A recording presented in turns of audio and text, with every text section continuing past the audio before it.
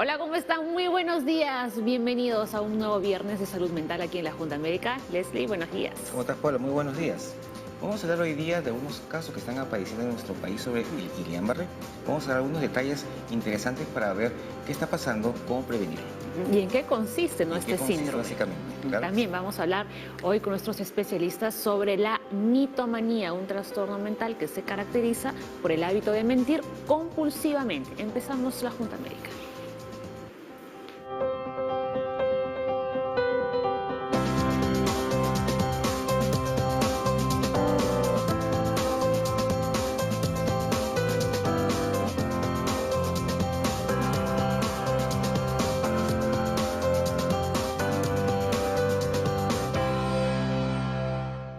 Muy bien, como todos los días estamos en vivo aquí en la Junta Médica y vamos con lo primero, con lo de la actualidad. Este síndrome de Guillain-Barré se están presentando nuevos casos, estamos hablando de una crisis epidemiológica, Alex. Justamente eso es lo que han ido los expertos al norte.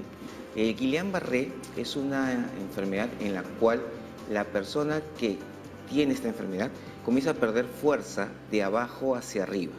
No puede empujar un poco con el pie, a la hora de colocarse el pantalón va a tener un poco de dificultad, no va a poder peinarse, debilidad, y esa debilidad va a ser ascendente.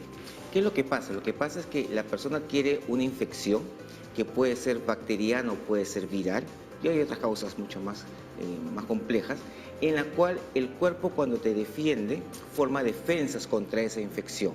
Lo malo que esta infección tiene una forma parecida a la mielina, que es lo que hace que podamos tener fuerza en los nervios.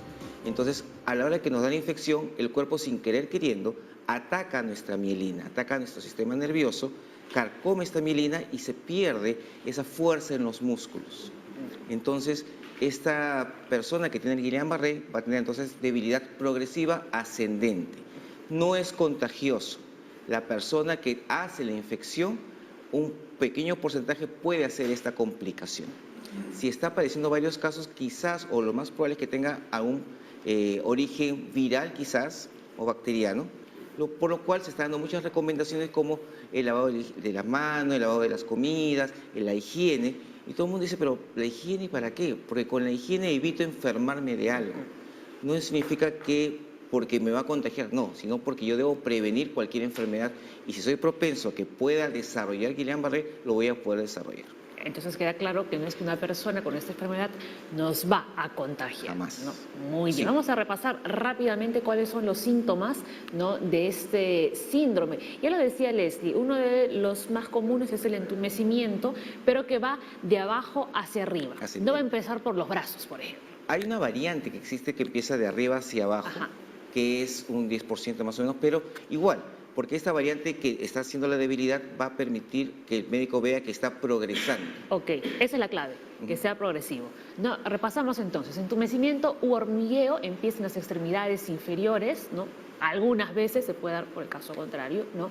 Dolor o sensibilidad muscular puede ser similar a un calambre, movimiento descoordinado, puede aparecer también visión borrosa y visión doble, presión arterial baja o control deficiente de la presión arterial, frecuencia cardíaca anormal. Sí, una de las cosas que va a ocurrir es que como la persona comienza a perder fuerza en los músculos están en todos los sistemas y aparatos del cuerpo. Entonces, ¿cuál es lo más peligroso de este síndrome? Que conforme va ascendiendo también puede perder fuerza los músculos respiratorios. Las personas con Guillain-Barré hay un porcentaje que van a ir a la unidad de cuidados intensivos para tener apoyo ventilatorio, para que una máquina pueda ayudar a respirar. Después que pasa la infección, nuevamente los nervios comienzan a llenarse de mielina y nuevamente comienza a aparecer la fuerza progresivamente. En teoría, la gran mayoría no tiene ninguna secuela, recupera toda la fuerza normal.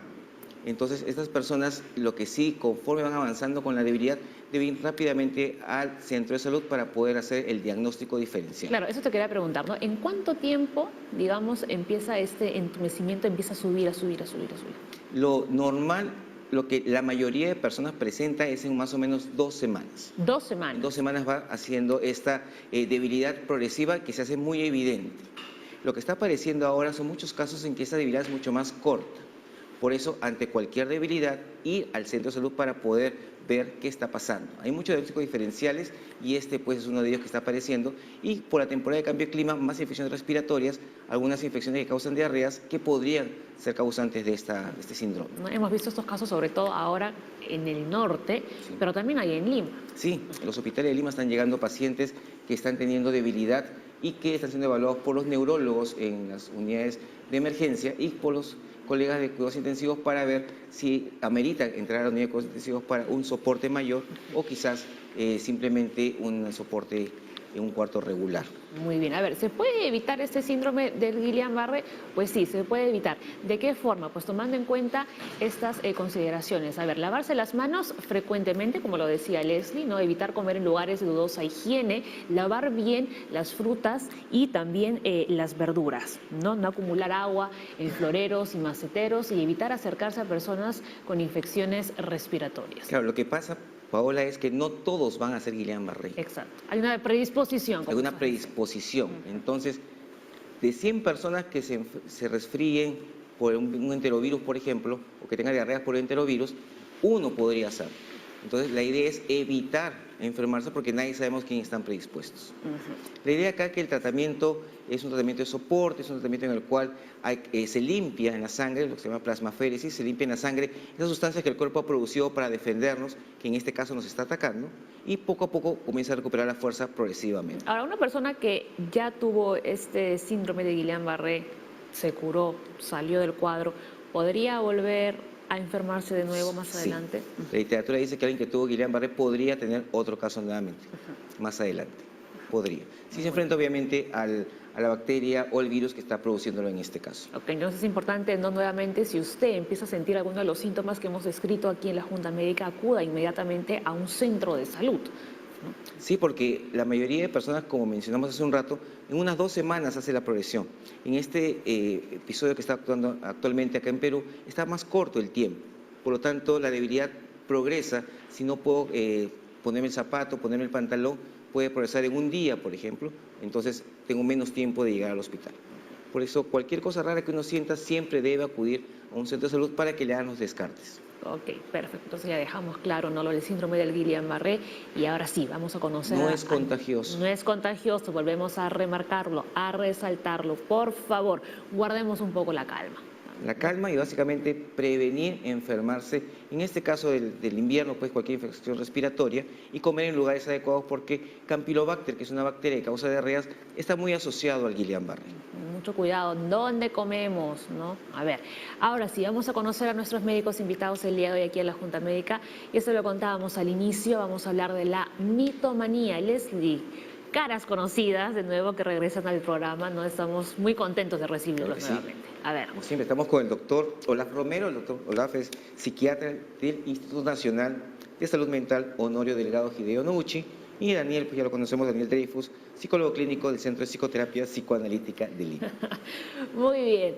Bienvenidos al programa, hablamos hoy de la mitomanía. Hemos recibido ya varias consultas, atención, a través de las redes sociales, ¿no? Desde ahora les agradecemos por escribirnos todos los días. Daniel, Olaf, la mitomanía, decíamos al inicio que es el hábito de mentir compulsivamente. ¿Esto es así? Sí, efectivamente, son personas que no pueden, digamos, que necesitan adornar demasiado lo que dicen. Vamos a empezar por ahí, o sea, para decirlo bonito. Son personas que necesitan andar diciendo cosas que realmente no ocurrieron. Vamos a ver en un momento por qué, pero siempre tienen esta tendencia a decir cosas distintas de las que realmente ocurrieron, informar cosas diferentes de las que realmente pasaron, y fundamentalmente lo que están buscando es dar una imagen diferente a la que realmente creen que tienen. Esto es bien interesante. Algo característico de los mitómanos es que utilizan parte de verdad para construir la mentira. Sí, es muy cierto, ¿no? Esta justamente necesidad intensa por mentir hace que vaya construyendo en base a sus propias mentiras otro tipo de relatos, otro tipo de narrativas que lo conlleva a tener, digamos, como anexos de sus propias mentiras. llegando realmente a extremos sumamente muy avanzados que muchas veces la persona misma no logra en un momento de su evolución de este problema conductual darse cuenta realmente, y entonces finalmente se ocasiona en un problema. ¿Ves? Sí, ¿cómo podemos, a ver, mucha gente menciona, el mitómano es igual que un mentiroso, ¿son y lo mismo? ¿Cómo, o es un grado de ser mentiroso un mitómano? La mitomanía es andar diciendo mentiras. Es un mentiroso, sin duda, es un mentiroso. Pero claro, se configura como un síndrome, cierto tipo de personalidades que no pueden, que necesitan, vamos a decirlo así, que necesitan andar distorsionando la realidad, agregando detalles que no hay y efectivamente mezclando la realidad. Vamos a ver, se trata de personas inteligentes, por lo tanto, siempre con lo que dicen va a haber un margen de duda entre aquello que se dice y la realidad. Es muy difícil desmentir a un mitómano y decirle, no, eso que estás diciendo no es verdad. La parte del chismoso, por ejemplo, que cuenta un rumor y que, ¿no? Por ejemplo. Sí, es muy interesante este tipo de conducta porque la persona miente y para que nuestros televidentes tal vez de repente entiendan, hay que mencionar como que es un adicto a la mentira.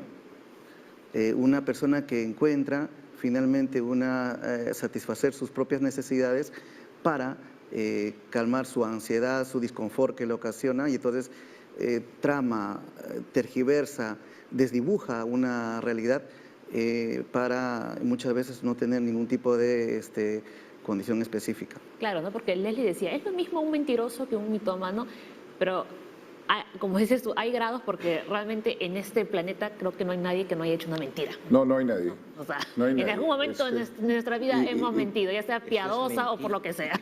Para colmo existe este tema de decir las mentiritas blancas, para que no sufran, no le vamos a contar. Bueno, hay gente que a veces, eventualmente, necesita, digamos, adornar la realidad contando el cuento de una forma diferente, o agregando, o omitiendo detalles, o agregando detalles para que, dos cosas, o la persona que necesita recibir una noticia no sufra, pero lo más frecuente, y ahí va hacia la mitomanía, se trata de personas que buscan estar dando una imagen que no corresponde a su propia imagen. Necesitan estar causando una impresión, necesitan estar protegiéndose de algo, queriendo llamar la atención, en fin, son personas que de alguna manera tienen, para comenzar, cuando uno los analiza a profundidad, una muy baja autoestima y una creencia que su propia realidad no es suficiente.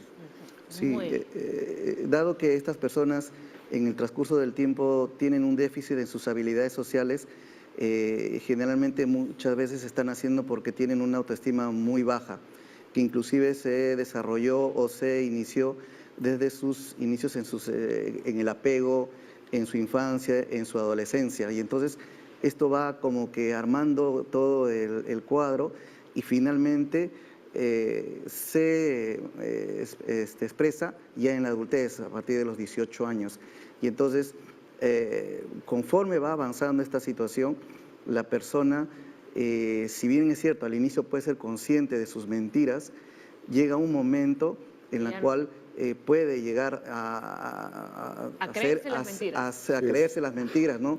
De ahí viene el término de pseudología fantástica también. Muy bien, es un tema bastante amplio e interesante, lo vamos a seguir abordando ahorita, ¿no? en un ratito. Antes tenemos una consulta para irnos a la pausa, ¿no? Tenemos, a ver, Leslie, esta llamó Joya Villanueva desde Cajamarca. Dice, tengo dolor en la rodilla izquierda y en el hombro del brazo derecho. Además, se me adormecen las manos. ¿Eso es un síntoma de Guillain-Barré? No, eso es histeria conversiva. Normalmente con lo que es Guillain-Barré usualmente es simétrico. Comienza en ambos pies y va subiendo en forma ascendente. No es tan disperso. Si hubiese un Guillain-Barré que empieza en las 4 extremidades, debería ser como que parejito y ascendente y progresivo. O sea, no es un Guillain-Barré. Ok, vamos con otra que nos ha llegado, otra consulta también sobre este tema. César dice, ¿cómo podemos evitar la enfermedad Guillain-Barré? Bueno, nuevamente vamos a repetir, ¿no? Sí, muchas de las causas son infecciones virales, infecciones bacterianas, que es lo más frecuente, lo más común, es evitando enfermarse, ¿no? Las infecciones bacterianas, la principal es el Campylobacter, que causa diarreas por comer en sitios de mala higiene o malos hábitos higiénicos, y las infecciones respiratorias tipo virus influenza, otros virus Coxsackie, enterovirus, muchos virus que también lo podemos adquirir vía respiratoria, por lo tanto, evitar contacto con gente que esté enferma, uno. Si vamos a ir en los transportes públicos, mucha gente estornuda con la mano, agarra los pasamanos, y uno lo agarra y se agarra la cara y se está contagiando de algo. Limpiar siempre las manos llegando a la casa, no agarrarse la cara, toser o estornudar usando el codo, cosas que usamos usualmente para evitar enfermarnos de algo. Muy bien. Ahora sí, nos vamos a la pausa, pero antes tenemos otra consulta. Esta sí es para nuestros invitados. Estamos hablando de la mitomanía. María Luisa Rodríguez dice, los niños son muy fantasiosos e imaginativos. ¿Cómo detectar la mitomanía en niños? ¿A partir de qué edad se puede decir que una persona es mitómana? Se responde después del corte. Ya regresamos.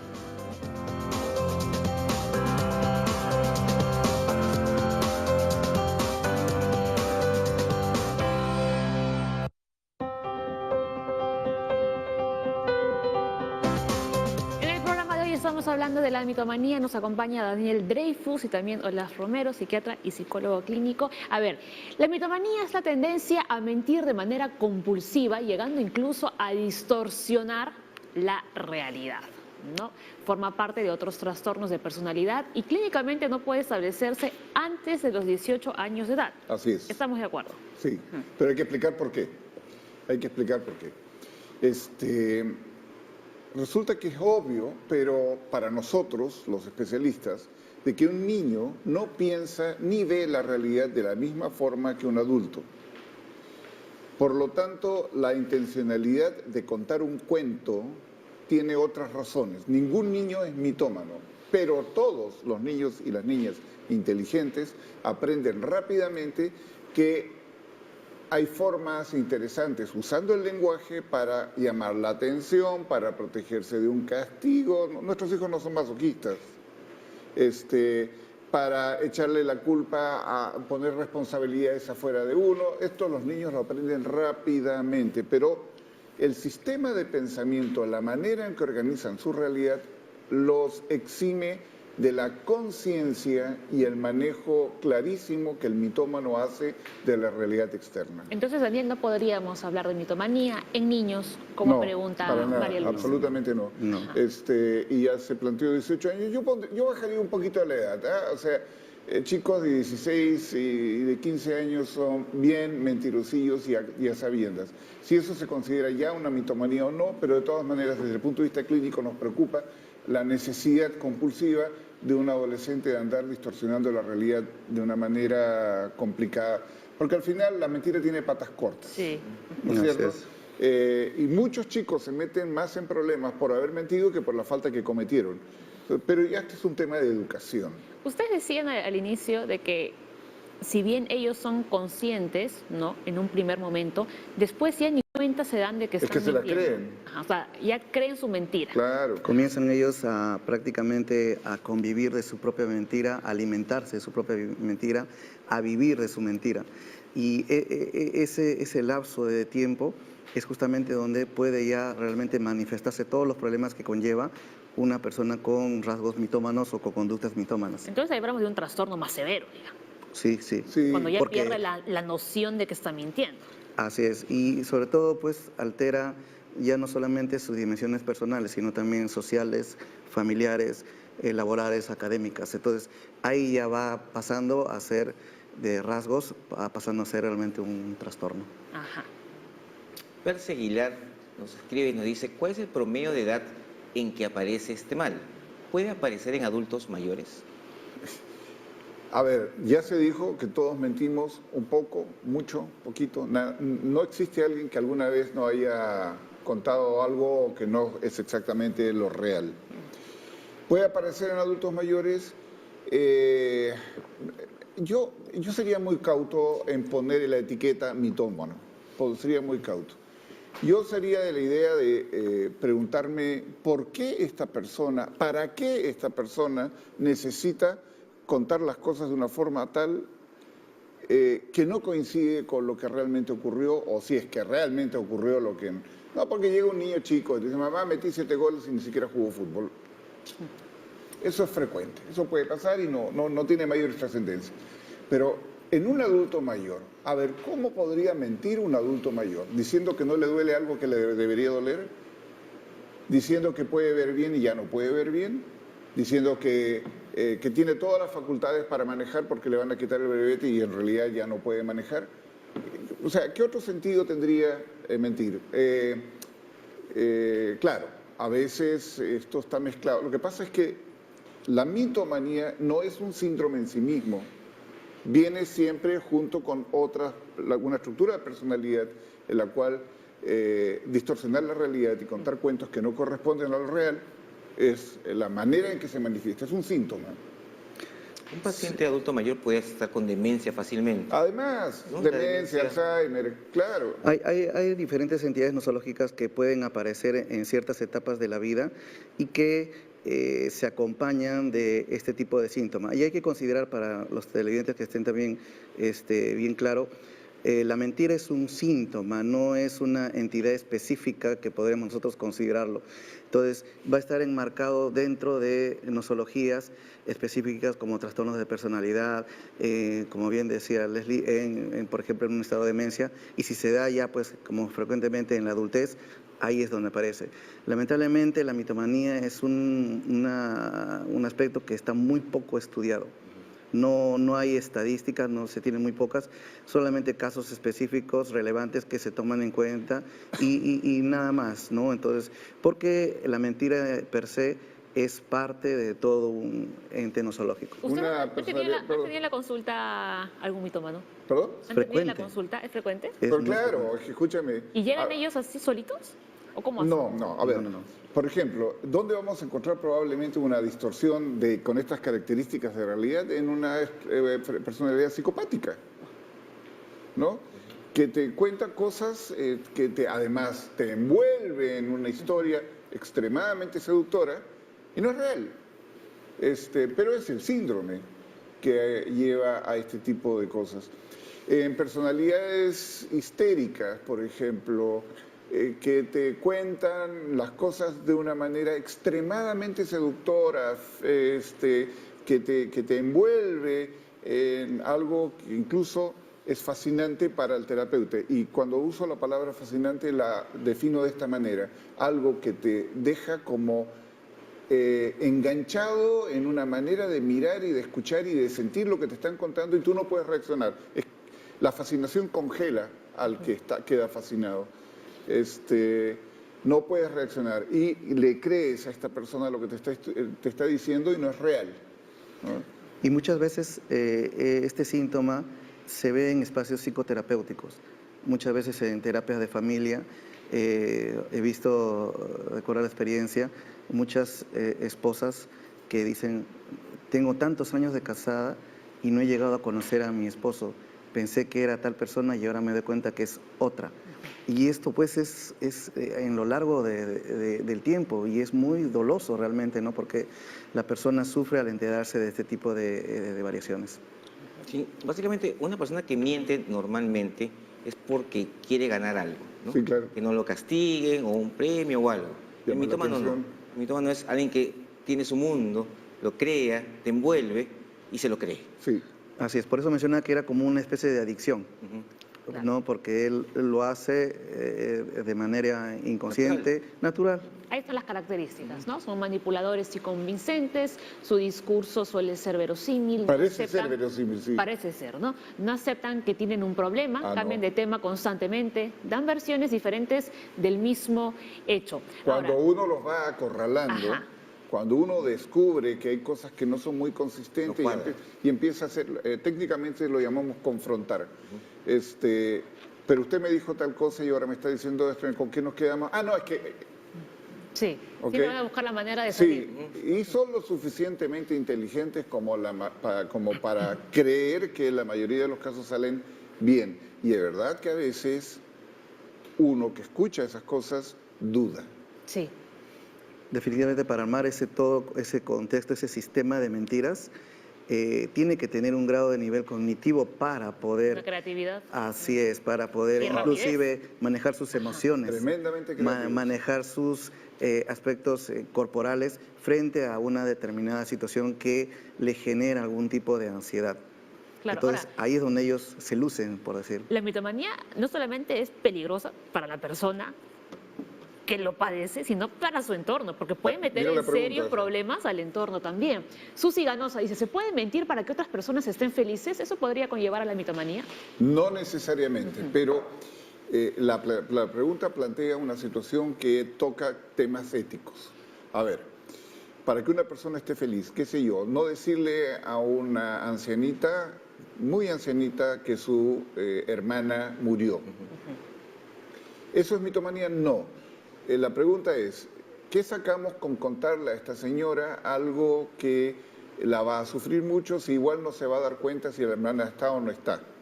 O sea, esto hay que evaluarlo. Mitómano es una persona que está constantemente... A ver, hay un síndrome que se describe en alguna literatura que es el síndrome de Munchausen. El síndrome de Munchausen son personas hiper, super fantasiosas que cuentan cosas increíbles como que si realmente les hubiera ocurrido. Pero son increíbles. Ese es un mitómano, ¿de acuerdo? Hay personas que constantemente están distorsionando la realidad y no pueden evitarlo, porque además quedan atrapados en sus propias historias. Y les es muy difícil discriminar si lo que al final lo que están diciendo es real o no, se terminan creyendo estas cosas. Y ese viejo dicho que dice, para mentir y comer pescado hay que tener mucho cuidado, ¿no? Porque una historia que no corresponde a la realidad tarde o temprano se cae. Como lo dice, sí, Olaf plantea que esto pasa mucho en motivos de pleitos con matrimonios. Se conoce un chico y una chica y lo que presentan es una imagen falsa de sí mismo. Así es. Que no corresponde a la identidad real. Y probablemente ninguno de los dos sabe que está haciendo eso. ¿Ah? Pero los años de convivencia hace que estos disfraces se caigan y descubra que uno tiene en casa no solo a un desconocido, sino a un enemigo. Y muchas veces se dice de que, de acuerdo a esa pregunta que está mencionando, hay también el tipo de mitómano perverso, el cual busca sacar algún tipo de ventaja con el dolor ajeno. Entonces hay que tener mucho cuidado en ese tipo. Los existe, lo vemos frecuentemente en los ambientes terapéuticos, pero las personas es la que finalmente son las que buscan ayuda porque se encuentran inmersos dentro de este complejo de mentiras y que le afecta muy fuertemente. O sea, el placer de ellos es generar problemas en los demás. En base a sus mentiras. En base a sus mentiras. En base a sus mentiras que muchas veces lo puede involucrar a la persona en ese sistema de mentiras. Pero ellos lo hacen, ¿no? Lo hacen finalmente para calmar más su instinto de punto de vista de su ansiedad, de su baja autoestima. Entonces, no importa por encima de, digamos... no importa quién perjudique. No importa que pueda, así es. Sí, algo que me llamó la atención es que uno puede pensar que un mitómano se cree lo máximo, es el rey del mundo, pero realmente la autoestima es bajísima. Bajísima. Por eso es que y de hecho, la mitomanía es un síntoma que expresa el desconfort que la persona tiene con su realidad íntima. ¿Ah? Y entonces la necesita adornar, la tiene que sobredimensionar, tiene que andar contando. La parte divertida del mitómano es que puede ser el alma de una fiesta, ¿no? O sea, podría ser. Ahora hay una pregunta muy, muy interesante. Las personas que opinan la opinión de otras, que asumen la opinión de otras como propias, ¿son mitómanos? Sí y no, porque también podemos hablar de identificación. Yo me identifico con lo que dice tal persona y en tanto y en cuanto la asumo como propia, pero reconozco su autoría, no es mitomanía. El problema es decir que yo he dicho algo que no dije y que lo dijo otra persona, ¿no? Que entra en la categoría de plagio, por ejemplo, ¿no? Ahí sí. Y es interesante aclarar, y nuevamente recalco el aspecto de la dinámica familiar, porque este tipo de situaciones, de conductas, se va, digamos, elujuriando dentro del ambiente familiar Si encontramos una serie de familiares, padres, hermanos, que tienen ese tipo de costumbre, entonces vamos también nuevamente a asimilarlas y hacerlo como parte per se de nuestro tipo de personalidad, y se va contextualizando y desarrollando durante toda la infancia y la adolescencia, y finalmente ya cuando ya llegan a ser, digamos, independientes, ahí es donde se puede presentar este tipo de problemas. Claro. Y ya a veces es muy tarde, porque ya muchas personas han estado involucradas dentro de todo este proceso de mentiras. A ver, tenemos otra consulta más antes de irnos a la pausa. Pero mientras tanto, yo quisiera agregar una cosita chiquita. Lo que Olaf está hablando es algo que técnicamente señalamos como estilos vinculares.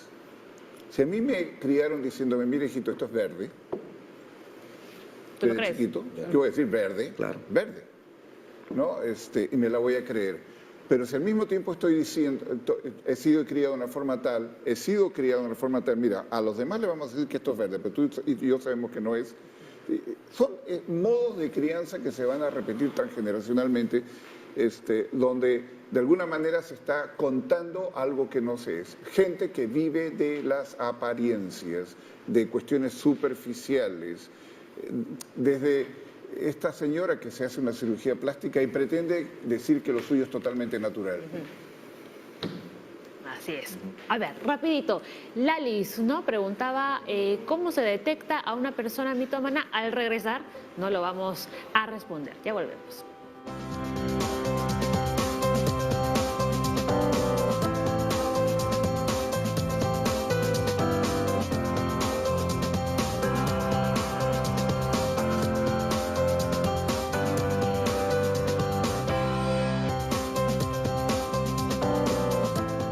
Rápidamente, vamos a ver cuáles son los tipos de personalidad con rasgos mitómanos. A ver, la personalidad histriónica, sociopática, el borderline, narcisista, una personalidad inmadura y el síndrome de, ¿cómo era? Munchausen. Munchausen, sí, como decía, ¿no? Sí. Que generaba no ya historias, pero increíbles. A ver, en esa lista, para colocarlo de más a menos, coloco en primer lugar la sociopatía y en segundo lugar el síndrome de Munchausen. La histriónica, borderline, narcisista, la personalidad inmadura, en realidad están acompañados de cuentos y historias que no corresponden a la realidad como parte de una situación bastante compleja que tiene que ver con quién soy yo, y normalmente no va a tener tantas consecuencias hacia el exterior como la acción sociopática o la de síndrome de Munchausen, porque esas dos entidades sí pueden tener un tremendo daño hacia afuera. Borderlines en algunas situaciones, pero los sociopáticos, los narcisísticos, los inmaduros, no siempre, pero mayormente es un tema consigo mismos. Y es muy bueno que esté resaltado ahí rasgos, Sí. porque son rasgos. No hay que tampoco decir que es algo específico. Sí. Ese tipo de trastornos psiquiátricos tienen o se acompañan de rasgos de mitomanía, o sea, conductas mitómanas. Hay más que eso. Pero hay más que eso, Claro. Inclusive los síntomas en cada uno de ese tipo de personalidades son mucho más relevantes que la conducta mitómana, pero es parte de todo su contexto psicopatológico. Así es. Sí, mucha gente que tiene esta capacidad de mentir y que se la cree, pues tiene ciertos rasgos. Hay personas que crean, por ejemplo, y hay muchos casos en parte pública, situaciones en las cuales hacen que inviertan dinero, a todo el mundo los convencen, los envuelven y después si pierden o algo, salen también con otra mentira, justo se cayó el negocio. Las grandes estafas surgen así, claro, claro. Hay que entender que ha habido pues también grandes famosos que lo llevaron al cine, ¿no? Y que justamente ese tipo de estafas se descubrieron muchos años después, ¿no? Y entonces es algo tan, digamos, consensuado, no solamente para él mismo, sino para todo el entorno que está alrededor de esa persona. Algo muy cotidiano. Se acerca a una persona y le dice, escúchame, tengo este negocio que es infalible, que es fantástico, pero me falta un poquito de capital, préstame un poquito de dinero y te lo devuelvo en 2 semanas. Y lo real es que todo aquello que esa persona dijo respecto a su emprendimiento está más en su imaginación y en sus ganas que lo que realmente va a pasar. y con toda probabilidad el ingenuo que prestó ese dinero lo regaló. Lo donó, básicamente, porque ya no lo va a recuperar. Tenemos otra consulta, vamos con la pregunta desde el Facebook. Ya la habíamos leído, Lalis, ¿cómo se detecta a una persona mitómana? Sí, esa pregunta estaba al inicio, ¿no? Realmente no es fácil detectarlo, ¿no? Porque hay muchos aspectos desde el punto de vista conductual, psicológico, que el paciente lo ensimismiza como parte de su propia personalidad, de su propia forma de actuar. Y que si uno de repente no está adecuado o no tiene el expertise para poder detectarlo, uno puede convivir con esa persona. Hasta que empieza a descubrir, como dice Daniel, las mentiras tienen patas cortas. Ahora, Así ¿qué se hace? Así es. ¿Qué se hace más bien? Si la cosa es que el mitómano puede ser alguien realmente importante para mí, y entonces, ¿por qué no lo voy a creer si es una persona para mí con algún valor afectivo? Pero si yo empiezo a sospechar de que alguien me está queriendo contar un cuento o lo que me está contando no es muy consistente, la forma de desarticular una historia es triangulando. Quiero decir, ¿quién más sabe de esto? ¿Quién más se enteró de esto? Y preguntarle a terceras personas que puedan no estar involucrados. Algo que desarticula un chisme, por ejemplo, es que, y además que te da la sensación de chisme, mira, esto es lo que te voy a contar, no se lo cuentes a nadie, ya, pero fulano me hizo tal o cual cosa. Ok, si quieres quedarte como en la cadena del chismoso, te lo quedas y lo guardas. Pero si vas y le dices a la persona que fue el origen de esa historia, oye, ¿qué me puedes contar sobre algo de esto? Y uno ahí tiene la oportunidad de desarticular una historia que no tiene visos de realidad. El mitómano, cuando es descubierto, entonces va en muchos casos a reaccionar muy agresivamente, no va a admitir que fue una mentira, puede agredir, y definitivamente si es tu amigo, fue tu amigo. ¿No? Y es cierto, ¿no? El hecho de triangular, o sea, adquirir la verdad en base a otra persona o inclusive confrontarlo,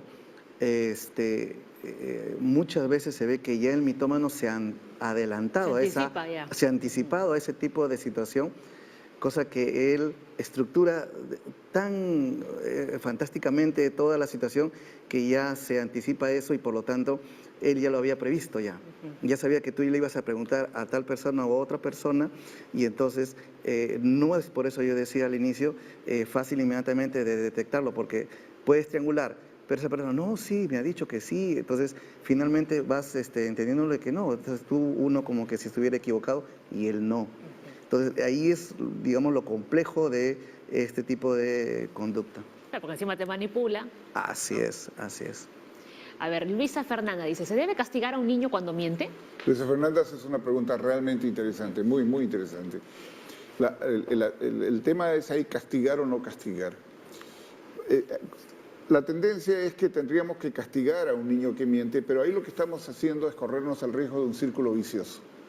Porque si vamos a castigar que un niño nos mienta, no tenemos ninguna garantía que nos siga mintiendo más adelante para evitar el castigo.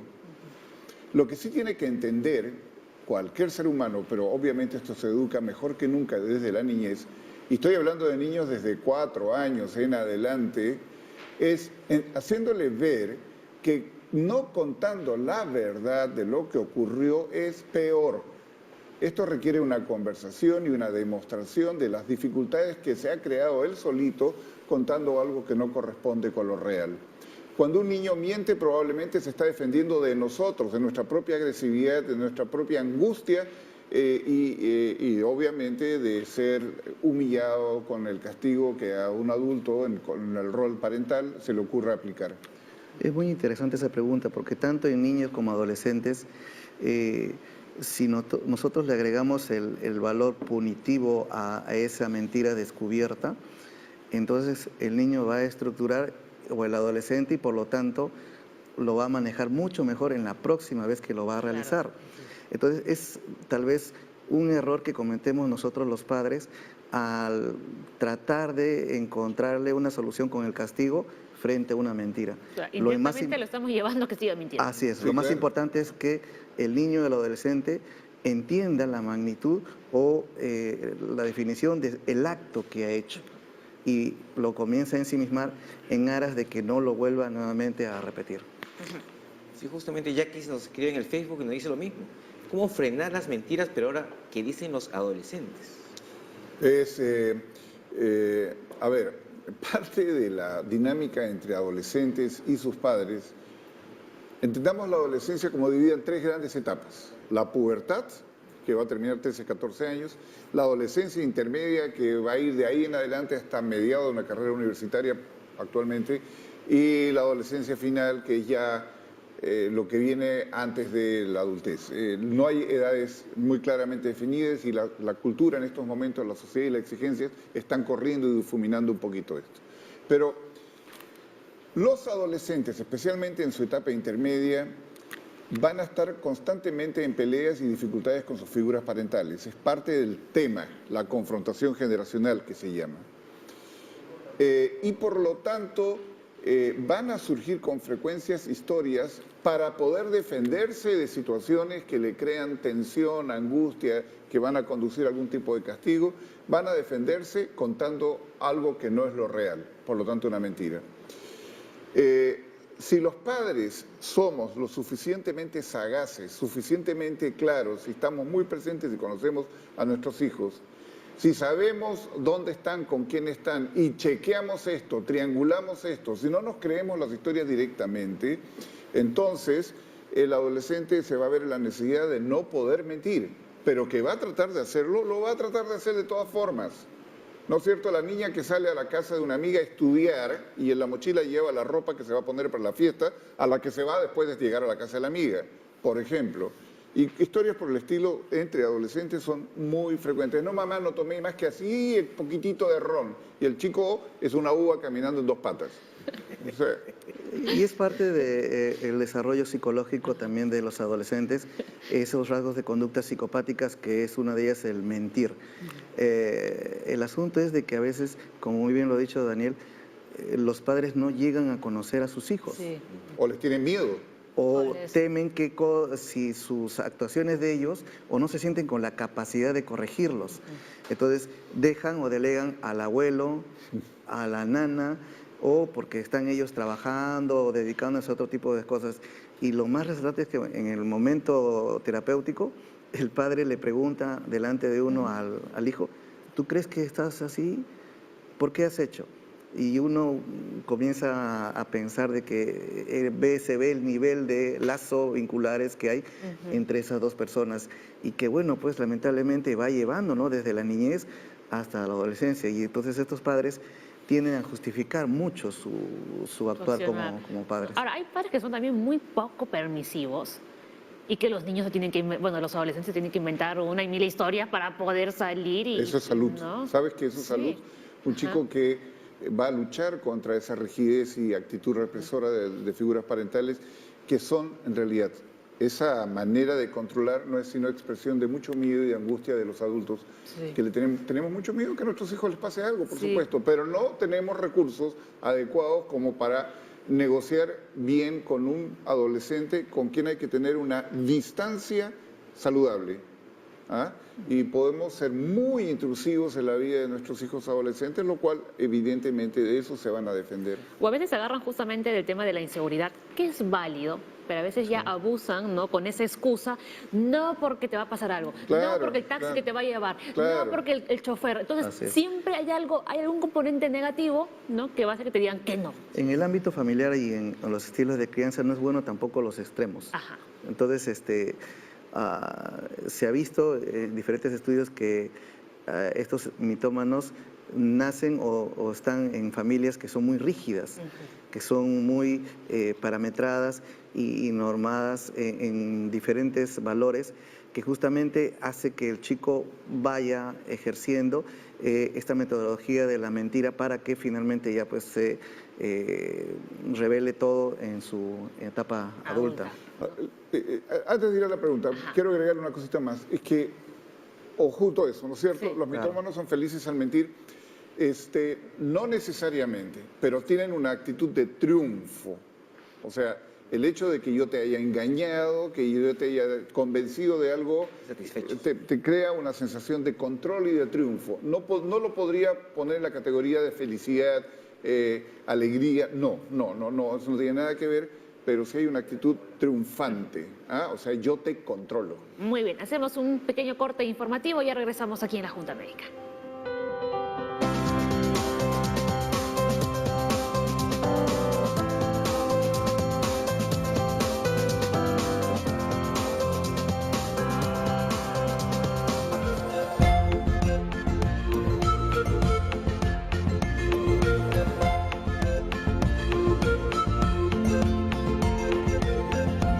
TV Perú. Somos todos.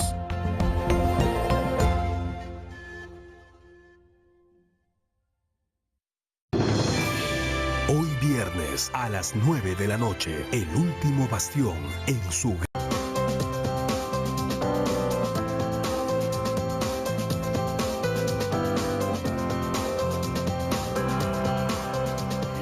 Vamos ya con lo último del programa, con las consultas. A ver, nos había escrito Sergio, por favor, ponemos la consulta en el plasma. A ver, un paciente borderline, ¿puede ser mitómano también? Sí.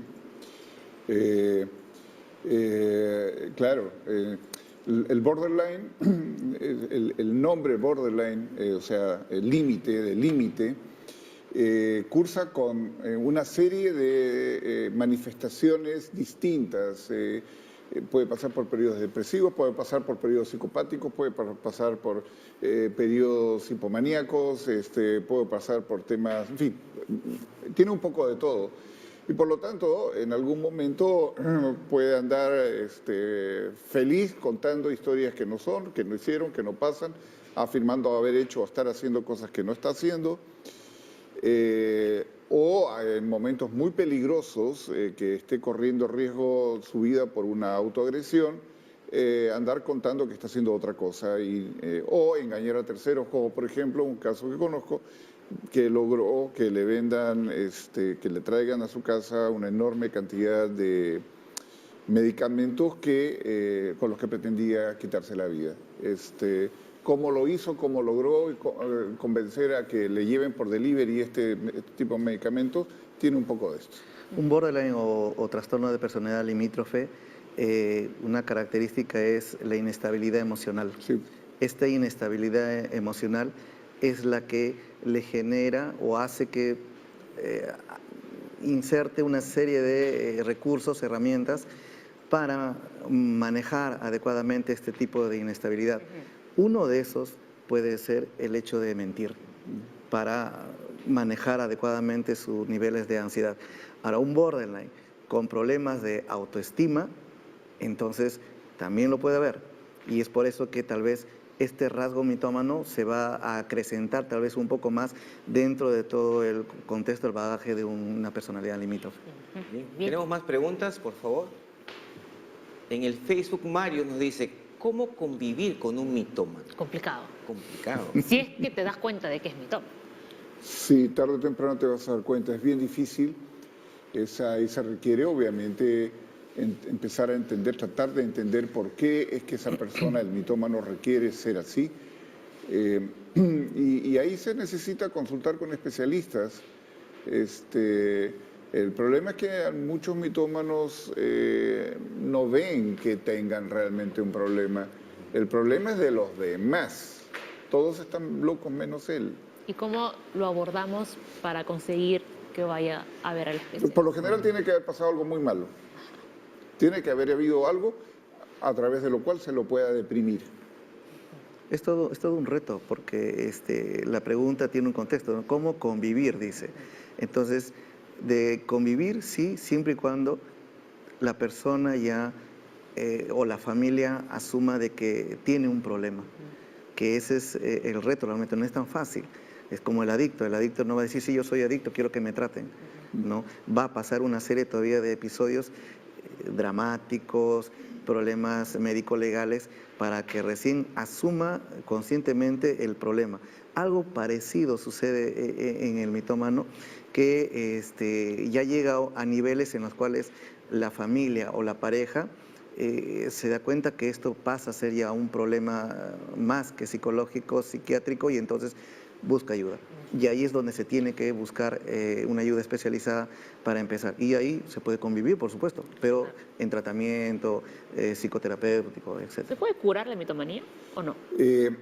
Yo no iría a la mitomanía, yo iría a los rasgos más estructurales que esa persona tiene, razones por lo cual necesita contar mentiras. Así es. Una de las cosas que ayuda mucho a enfrentar la mitomanía con alguien que es muy mitómano es hacerle ver a esa persona, al mitómano, que nadie puede confiar en él, ya no se confía en él, que ya no es sujeto de crédito. Y que esto evidentemente crea una lejanía en los vínculos interpersonales, ya no se lo consulta, ya no se lo convoca. ¿Por qué? Porque no es confiable. Si se transmite adecuadamente esto, con sentimiento, con afecto, con compromiso, de alguien que realmente te quiere, entonces probablemente eso conduzca a que el mitómano, a ver, la personalidad que, entre otras cosas, es mitómano, entienda que algo malo le está pasando. A veces uno puede ser más claro respecto a cuál es el problema realmente más importante que hace que esta persona sea mitómano. Si uno se da cuenta de eso, es ahí donde hay que ir, no al hecho de que esté mintiendo constantemente, sino a la razón más importante que tiene que ver con temas psicológicos, con su estructura de su personalidad, que llevan a que, entre otras cosas, sea mitómano. Las personas que sufren de esta mitomanía, ¿qué terapia reciben? Netamente la terapia es psicoterapéutica. Sí, es psicoterapia. Sí, pueden haber diversos estudios que consideran la terapia farmacológica, pero es dentro del contexto de un trastorno psiquiátrico. Entonces es diferente. Pero si queremos hablar específicamente de un mitómano, es psicoterapéutico, y empezar por hacer que reconozca primeramente sus mentiras. Eso tiene va a ser un problema, fundamental. que reconozca que tiene un problema. Tiene un problema. Oye, Así ¿qué es. pasaría si un mitómano se encuentra con otro mitómano? ¿No? Imagínense. Has creado un dilema filosófico. Escúchame, yo soy un mentiroso. Si soy un mentiroso, ¿soy o no soy un mentiroso? ¿Ok? ¿No? Sí, No, efectivamente es un tema, porque si un O que se mentiroso... enamoren dos mitómanos, por ejemplo. Puede pasar. Yendo un poco más lejos. Vamos a vivir un A matrimonio ver, diferente. Franco de Moquegua dice, ¿cómo enfrentarse a un mitómano sin diagnóstico sabiendo que está mintiendo? El enfrentamiento Triangular. no va directo, hay que ir a través de terceros que ayuden a corroborar que las historias que está contando son cuentos que pueden ser incluso muy lindos, pero no son reales. Sí. Y es bueno ir, por ejemplo, con pruebas en mano. Sí, a de la veces uno mentira. los tiene. Ahora te pueden grabar con el celular fácilmente.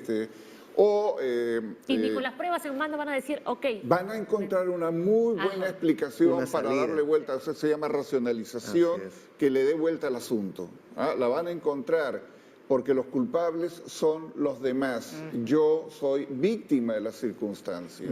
Me han interpretado mal. Yo no dije lo que no quise decir lo que todo el mundo escuchó. Leslie, la última ya. Desde Los Olivos, Fernando nos llamó y dice, ¿la mitomanía es hereditaria? No, señor. Esto no es hereditario, es aprendido. aprende. Nos identificamos con modos de relacionarnos y los tomamos como tal. Si tengo un papá que llega tarde a la casa porque tiene una vida paralela y me está contando una historia al respecto y le cuenta a toda la familia una historia,